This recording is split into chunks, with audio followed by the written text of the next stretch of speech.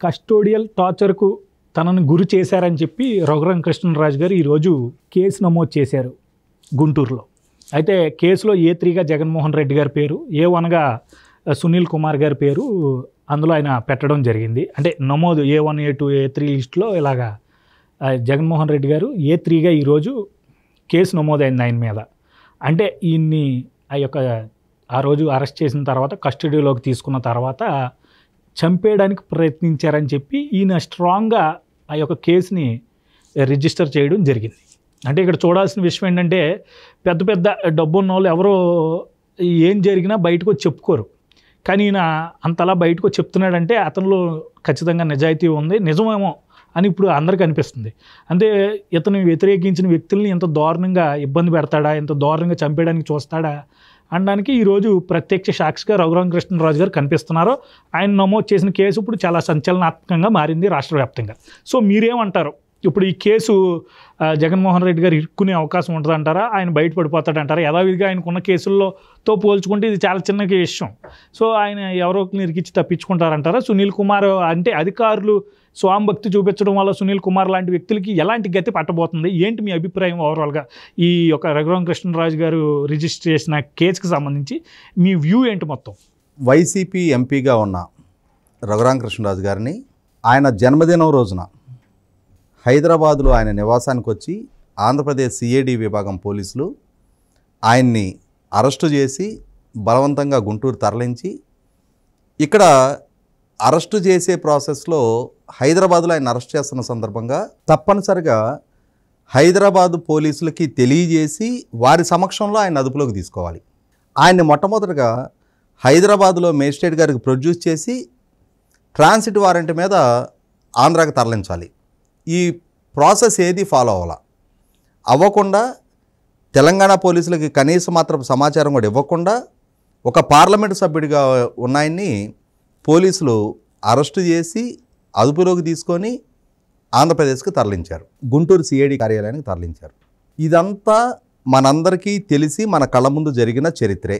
అది ఆ రోజు ఆయన పుట్టినరోజు నాడు ఉద్దేశపూర్వకంగా ఆయన పుట్టినరోజు నాడు ఫ్యామిలీతో స్పెండ్ చేయడం కోసం ఢిల్లీ నుంచి హైదరాబాద్ వచ్చిన సందర్భంలో అదే రోజు ఆయన అరెస్ట్ చేయాలనే ఒక ఉద్దేశపూర్వక నిర్ణయంతో ప్రభుత్వం ఈ చర్యకి దిగిందనేది వాస్తవం. ఆంధ్రలోకి ఆయన్ని ఎంటర్ కానివ్వలేదు. ఈ యొక్క 5 సంవత్సరాల టెన్యూర్లో ఆయన పాపం ఆంధ్రలకు తన సొంత గ్రామానికి గెలిపించిన ప్రజల దగ్గరికి కూడా ఆయన వెళ్ళనివ్వలేదు కదా, చాలా ఇబ్బంది పెట్టారు. అయితే నేను ఇందాక చెప్పినట్టుగా డ్యూ ప్రాసెస్ ఫాలో అవ్వకుండానే అధికార అహంకారంతో ఒంటి మీద యూనిఫామ్ ఉంది, మేము ఏం చేసినా చెల్లుబాటు అవుద్దనే ఒక బరితెగింపుతోటి ఎవరో ఇచ్చిన ఆదేశాలు పాటించడం కోసం రూల్ ఆఫ్ లాని అతిక్రమించి ఈ విధమైన చర్యకి పాల్పడ్డారు. అక్కడికి తీసుకెళ్ళిన తర్వాత కస్టోడియల్ టార్చర్కి గురి చేసే అవసరమే పోలీసులకు లేదు. ఆయన రాజకీయంగా ప్రభుత్వంతో విభేదిస్తున్నారు. పోలీసులకి ఏం సంబంధం? అది ఒకవేళ ఏదైనా ఇష్యూ ఉంటే ఆ పార్టీ నాయకత్వం ఆయన మీద పార్టీ పరంగా క్రమశిక్షణ చర్యలు తీసుకోవచ్చు. లేదు వాళ్ళ పార్టీ ద్వారా ఎంపికైన పార్లమెంటు సభ్యత్వాన్ని రద్దు చేయమని చెప్పని స్పీకర్ కార్యాలయాన్ని నివేదించవచ్చు, పట్టుబట్టచ్చు, ఆయన సభ్యత్వాన్ని రద్దు చేయొచ్చు. అది విదిన్ ద పార్టీ వాళ్ళు రిజాల్వ్ చేసుకోవాల్సిన ఇష్యూ. దానికి అసలు పోలీసులకు సంబంధం లేదు. సంబంధం లేకుండా సిఐడి వాళ్ళు ఆయన అరెస్ట్ చేశారు, ఆయన్ని గుంటూరు తరలించారు. దారుణాతి దారుణంగా ఒక పార్లమెంటు సభ్యుడిని కస్టోడియల్ టార్చర్కి 3rd డిగ్రీ ప్రయోగించి క్రూరంగా హింసించారు.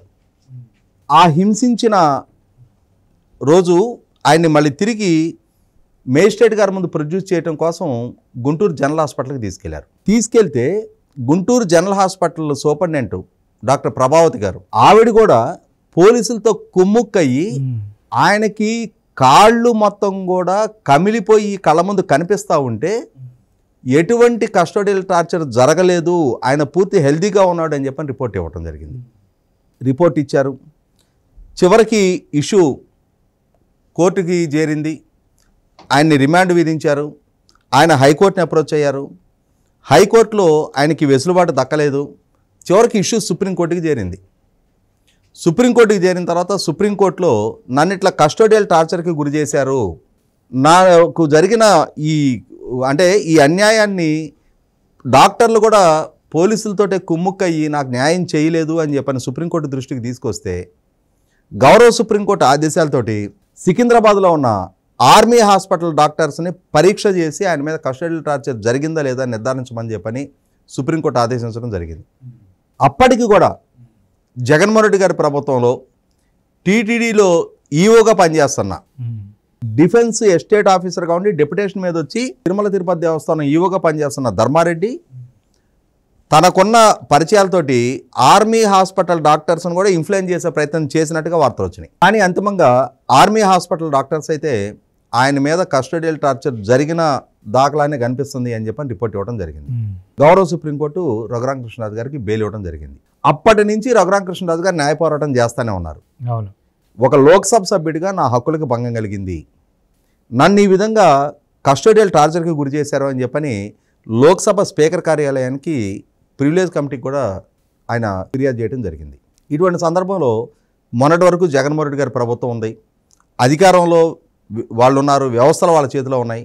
రఘురామకృష్ణరాజు గారి ఫిర్యాదుల్ని పరిగణలోకి తీసుకోలేదు. చివరికి ఇప్పుడు ప్రభుత్వం మారింది. రఘురామకృష్ణరాజు గారు ఇప్పుడు ప్రస్తుతం అధికారంలో తెలుగుదేశం పార్టీ శాసనసభ్యుడిగా ఎన్నికై ఉన్నారు. ఆయన తనకు జరిగిన అన్యాయాన్ని పునఃపరిశీలించాలి, కేసు నమోదు చేయాలి అని చెప్పని ఇప్పుడు ఇచ్చిన ఫిర్యాదు మేరకు ఈరోజు ఆ రోజు సిఐడి చీఫ్గా ఉన్న additional DG PV Sunil Kumar గారు, ఆ రోజు ఇంటెలిజెన్స్ చీఫ్గా ఉన్న సీతారామాంజనేయులు గారిని A2గా, అలాగే జగన్మోహన్ రెడ్డి గారిని A3గా పెట్టి కేసు నమోదు చేయడం జరిగింది. కేసు నమోదు చేసిన ప్రాసెస్లో కూడా పోలీసు వాళ్ళు నమోదు చేసిన సెక్షన్స్ వచ్చేటప్పటికి 120B, 166, 167, 197, 307 attempt to murder, 326, 465, 506 red with 34 IPC ఈ సెక్షన్లన్నిటి మీద కేసు నమోదు చేయడం జరిగింది. ఇప్పుడు ఇక్కడ రఘురామకృష్ణరాజు గారు అయితే అంటే జగన్మోహన్ రెడ్డి గారు ఆదేశాలతోటి ఈ విధమైన దాడి జరగటం, ఆ దాడి జరుగుతున్న సందర్భంలో కూడా వీడియో కాల్ చేసి జగన్మోహన్ రెడ్డి గారికి చూపించినట్టుగా రఘురామకృష్ణరాజు గారు చాలా సందర్భాల్లో చెప్పడం జరిగింది. ఈ సంఘటన జరుగుతున్న సందర్భంలో కాల్ రికార్డ్స్ కూడా ప్రొటెక్ట్ చేయండి, తప్పనిసరిగా వాళ్ళకి సంబంధించిన కాల్ రికార్డ్స్ కలెక్ట్ చేయాలి అని చెప్పని వారు కోర్టును అప్రోచ్ అవ్వడం జరిగింది. ఇటువంటి సందర్భంలో రఘురామకృష్ణరాజు గారు జగన్మోహన్ రెడ్డి గారి మీద కేసు నమోదు చేయడానికి నేను తప్పపట్టను, కానీ ఇక్కడ జగన్మోహన్ రెడ్డి గారికి మాత్రం కొంత అన్యాయం చేశారు. రఘురామకృష్ణరాజు గారు జగన్మోహన్ రెడ్డి గారి స్థాయిని తగ్గించారు. జగన్మోహన్ రెడ్డి గారు ఎప్పుడైనా సరే అన్నిట్లో నెంబర్ 1 స్థానంలో ఉండాలని కోరుకుంటారు. ఆయన 11 CBI కేసుల్లో, ఈడీ కేసులు అన్నింటిలో A1గా ఉన్నాయని ఇందులో A3గా బుక్ చేసి రఘురామకృష్ణరాజు గారు మాత్రం జగన్మోహన్ రెడ్డి గారి స్థాయిని కొంత తగ్గించారు. ఇది వైసీపీ పార్టీ శ్రేణులు కానీ, జగన్మోహన్ రెడ్డి గారి అభిమానులు కానీ, జగన్మోహన్ రెడ్డి గారికి ఓటేసిన ఓటర్ కూడా ఈ విషయంలో జీర్ణించుకోలేరు. ఉంటే ఆయన నెంబర్ 1 స్థానంలోనే A1గానే ఉండాలి. అంతేగాని ఇట్లా రఘురామకృష్ణరాజు గారు A3గా ఆయన మీద ఫిర్యాదు చేయటం మాత్రం కొంత నా వైపు నుంచి కూడా ఆక్షేపణీయమే. ఎందుకంటే పివి సునీల్ కుమార్ ఎవరు, సీతారామాంజనేయులు ఎవరు, ఈ మిగిలిన పోలీసులు ఎవరు? 100కి 100 వీళ్ళందరూ జగన్మోహన్ రెడ్డి గారు ఆదేశిస్తేనే వాళ్ళ ఉద్యోగ ధర్మాన్ని మీరి ఒక లోక్సభ సభ్యుడి విషయంలో ఈ విధమైన కస్టడియల్ టార్చర్కి గురి చేశారు. ఈ విషయంలో కుట్రదారుడు, పైగా సంఘటన జరుగుతున్న సందర్భంగా రాష్ట్ర పాలకుడు అయ్యి ఉండి తన రాష్ట్రంలో తన కింద పనిచేస్తున్న పోలీస్ డిపార్ట్మెంటు ఒక పార్లమెంటు సభ్యుడితోటి ఇంత అమానవీయంగా ప్రవర్తిస్తుంటే ఇది తప్పు, మీరు ఈ విధంగా చేయడానికి వీల్లేదని వాళ్ళని ఆదేశించాల్సిన ముఖ్యమంత్రి హోదాలో ఉన్న జగన్మోహన్ రెడ్డి వాళ్ళు కస్టడియల్ టార్చర్కి గురి చేస్తుంటే చూసి ఆనందించాడు అని అంటే ఆ రాక్షస ప్రవృత్తిని ఏమనుకోవాలి? 100కి 100 కర్త కర్మ క్రియ. కర్మ పోలీసుల ద్వారా జరిగి ఉండొచ్చు, కానీ దీనికి సూత్రధారి, అమలు చేయించింది, ఈ అమలు జరుగుతున్న సందర్భంలో ఆనందించింది 100కి 100 జగన్మోహన్ రెడ్డి గారే. ఆయన అక్యూజ్డ్ నెంబర్ 1గా ఉండి తీరాలి. అదే సందర్భంలో ఇక్కడ ఇంకా కొన్ని కూడా మనం మాట్లాడుకోవాలి. ఇదే జగన్మోహన్ రెడ్డి గారి ప్రభుత్వం అంగళ్ళు దగ్గర చంద్రబాబు నాయుడు గారి మీద దాడి చేసి ఆయన మీద రాళ్ల దాడికి పాల్పడి ఎన్ఎస్జీ కమాండోలు ప్రొటెక్ట్ చేస్తే ఆయన మీద హత్యాయతనం కేసులు పెట్టారు. ఇవాళ ఎవరి మీద హత్యాయతనం కేసులు వచ్చినాయి? అక్కడ తప్పుడు కేసు నమోదు చేశారు. చంద్రబాబు నాయుడు గారు ఎవరిని హత్య చేయించడానికి ప్రోత్సహించాల, ప్రేరేపించలా, దాడులకు పాల్పడలా. ఆయన మీద దాడికి వైసీపీ శ్రేణులు పాల్పడ్డాయి.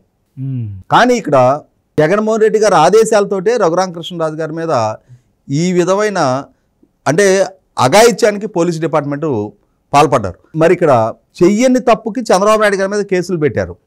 ఇవాళ చేసిన తప్పుకి కేసులు నమోదైనవి. ఇది జస్ట్ ట్రయల్ పార్టే. ముందుంది ముసళ్ళ పండగ, అసలు సిసల సినిమా ముందుంది. జగన్మోహన్ రెడ్డి గారే ఆయన ఒక మార్గం చూపించాడు.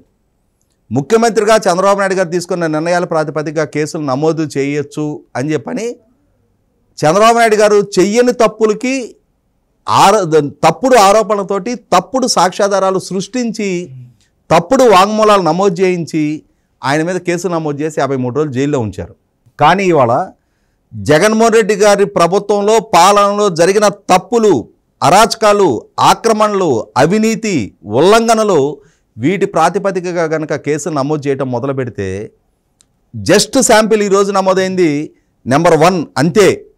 ఇక్కడి నుంచి కౌంట్ మొదలు పెట్టుకుంటే అది 50 దగ్గర ముగుస్తుందా, 75 దగ్గర ముగుస్తుందా, సెంచరీ కొట్టుద్దో కూడా చూడాలి. అన్ని తప్పులు ఉన్నాయి జగన్మోహన్ రెడ్డి గారి పాలనా హయాంలో. ఆల్రెడీ ఇప్పటికే సిబిఐ ద్వారా, ఎన్ఫోర్స్మెంట్ డైరెక్టరేట్ ద్వారా నమోదైన కేసులకి అడిషనల్ ఇవన్నీ కూడా. వీటన్నిటికీ విచారణకి జగన్మోహన్ రెడ్డి గారు హాజరు అవ్వాలి అని అంటే నేను గతంలోనే చెప్పా, ఆయన ఒక 2 పిఏల్ని పెట్టుకొని ఆ పిఏలు డైరీ మెయింటైన్ చేసుకోవాలి. ఏ రోజు ఏ కేసు, వారంలో ఎన్ని వర్కింగ్ డేస్ ఉంటే, నెలలో ఎన్ని వర్కింగ్ డేస్ ఉంటే, కోర్టు ఎన్ని రోజులు పనిచేస్తే షిఫ్టుల వారీగా అన్ని కోర్టులకి అన్ని కేసుల్లో హాజరయ్యి తీరాల్సిన అన్ని కేసులు నమోదు చేయటానికి తగ్గంతటి material of evidence Jaganmohan Reddy గారి పాలనా హయాంలో వాళ్ళు చేసిన దోపిడీ, వాళ్ళ వల్ల అన్యాయానికి గురైన ప్రజలు, ఆయన వల్ల జరిగిన ప్రభుత్వ ధన దుర్వినియోగం, 1000 కోట్ల దుర్వినియోగానికి పాల్పడ్డారు, వ్యవస్థల విధ్వంసానికి పాల్పడ్డారు, రాష్ట్రానికి తీవ్ర నష్టం కలిగించారు. ఇవాళ జగన్మోహన్ రెడ్డి గారు అధికారాన్ని అడ్డం పెట్టుకొని శ్రీకాకుళం జిల్లాలో అచ్చెన్నాయుడు గారి దగ్గర నుంచి మొదలుపెట్టి జేసీ ప్రభాకర్ రెడ్డి గారి ద్వారా అడ్డగోలుగా ప్రత్యర్థి పార్టీల నాయకుల్ని కేసుల్లో బుక్ చేసి అన్యాయంగా ఇబ్బందుల పాలు చేశారు. ఇవాళ అసలు సిసలు సినిమా ఇప్పుడు బిగిన్ కాబోతుంది. ఖచ్చితంగా నువ్వు నేర్పిన విద్య నీరజాక్ష అని చెప్పని ఏ మార్గాన్ని అయితే నువ్వు ఎంచుకున్నావో ఆ మార్గంలోనే తప్పుడు సాక్ష్యాధారాలతో నువ్వు కేసులు నమోదు చేసావు. అసలు సిసలు సాక్ష్యాధారాలతో ఇప్పుడు నీ మీద కేసులు నమోదు కాబోతా ఉన్నాయి. Ready to face.